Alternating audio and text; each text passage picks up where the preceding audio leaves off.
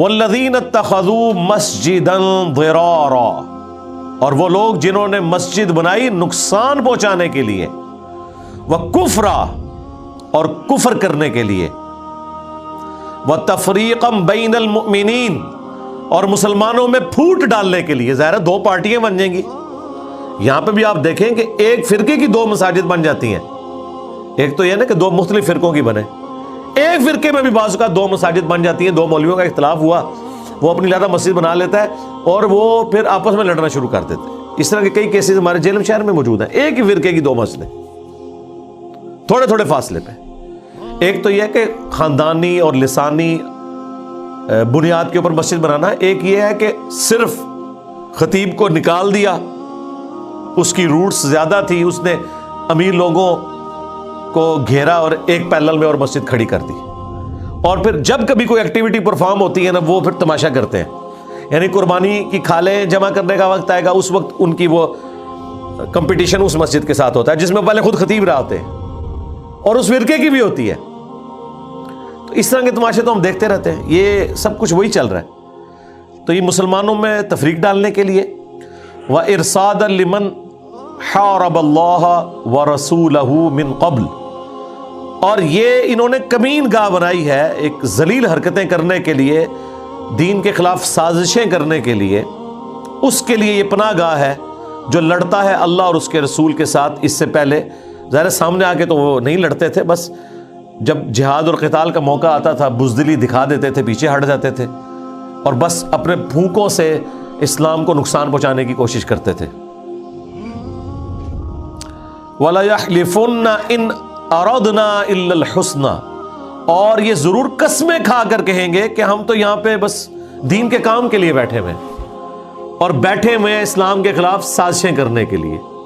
تماشا لگانے کے لیے، فتنہ کھڑا کرنے کے لیے۔ اور اگر کوئی پوچھ لے گا تو قسم اٹھا کے، اچھا یہ جھوٹے بندے کی نشانی ہوتی ہے کہ وہ اپنی بات میں وزن پیدا کرنے کے لیے نا قسم بھی اس میں داخل کرتا ہے۔ اس لیے صحیح بخاری میں حدیث ہے کہ اگر کوئی سچی قسم بھی کھاتا ہے نا، مال تو اس کا بک جائے گا لیکن برکت ختم ہو جائے گی۔ سچی قسم بھی بغیر ضرورت کے کھانے کی ضرورت نہیں ہے، الا یہ کہ آپ جوڈیشری میں پیش ہوئے ہیں اور وہاں پہ آپ سے کوئی قسم یا حلف ڈیمانڈ کرتا ہے کہ اس کے بغیر میں تمہاری بات کا یقین نہیں کروں گا، اس وقت تو آن ڈیمانڈ آپ قسم کھا سکتے ہیں، ادروائز اپنی عادت میں یہ قسم کھانا یہ سخت ناپسندیدہ ہے۔ تو اللہ تعالیٰ ہمارا کہ یہ قسمیں کھا کے کہیں کہ ہم تو بڑے نیکی کے ارادے سے ہم کر رہے تھے، یہاں تو ہم نے کہا کہ چلو ہم یہاں پہ ایک درس و بیان کا سلسلہ شروع کر دیں، کوئی لوگوں کو دین سکھایا کریں گے، یہ کریں گے، لیکن یہ اس لیے نہیں بیٹھے ہوئے۔ واللہ یشہد انہم لکاذبون، اور اللہ تعالیٰ گواہی دیتا ہے کہ یہ بالکل جھوٹ بول رہے ہیں۔ یعنی اللہ تعالیٰ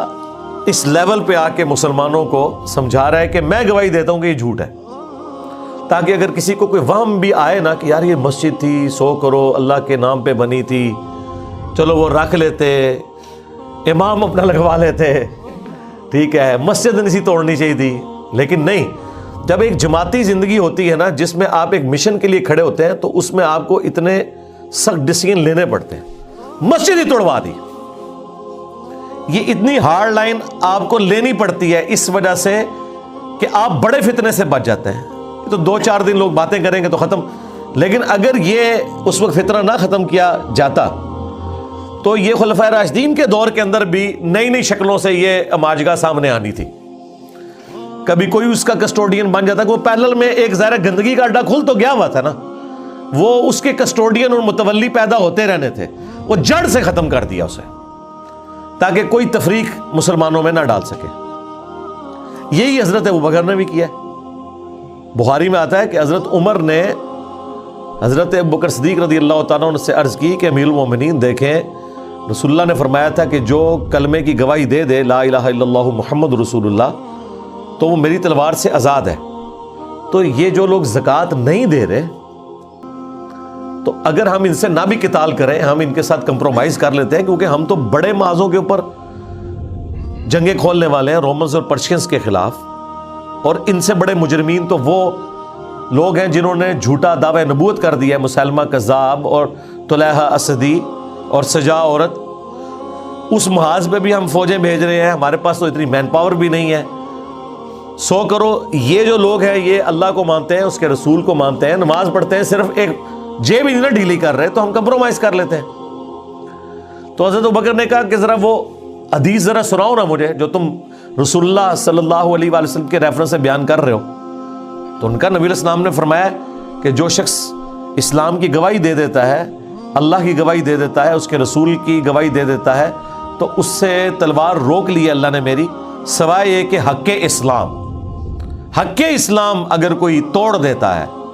تو اس پہ پھر تلوار مسلط ہو جائے گی۔ تو حضرت ابوبکر صدیق نے کہا کہ یہ جو اگلا جملہ ہے نا، حق اسلام، تو جس طرح نماز اللہ کا حق ہے نا ایک مومن کے اوپر، اسی طریقے سے مال بھی حق ہے اللہ کا۔ تو یہ جو نبی الاسلام نے فرمایا نا کہ جب تک حق اسلام کو وائلیٹ نہ کرے، تو حق اسلام تو وائلیٹ ہو گیا، کیونکہ اسلام کی بنیاد 5 چیزوں کے اوپر ہے جو بخاری مسلم میں آیا: کلمے کے بعد نماز، زکوٰۃ، حج اور رمضان کے روزے۔ تو زکوٰۃ تو بنیادی چیز ہے۔ تو حضرت عمر کے الفاظ ہیں کہ اللہ تعالیٰ نے ابو بکر کا سینہ کھول دیا تھا، پھر بعد میں ہمیں بھی یہ بات سمجھ آئی کہ یہ بات ٹھیک ہے، اور اس کا رزلٹ یہ نکلا کہ قتال سب سے نہیں کرنا پڑا، صرف ایک قبیلے کے ساتھ جنگ ہوئی، ان کو شکست فاش ہوئی، اور ایسی ڈیٹرس بیٹھی کہ باقی قبائل خود اپنا زکوٰۃ کا مال لے کر حضرت ابوبکر کے پاس آ گئے،